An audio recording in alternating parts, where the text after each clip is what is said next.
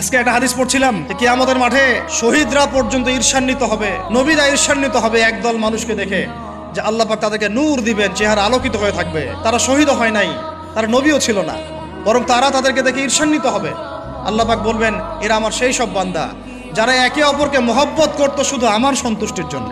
হাদিসে নবীজি বলছেন, আল মারউ মা'a মান আহাব, যে যাকে ভালোবাসবে।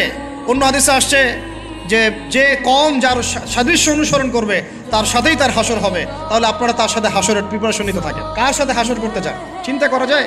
আনাস রাদিয়াল্লাহু আনহু বলতেন যে আমি আল্লাহর নবীকে ভালোবাসি, আমি আবু বকরকে ভালোবাসি, আমি ওমরকে ভালোবাসি রাদিয়াল্লাহু আনহুম আজমাইন।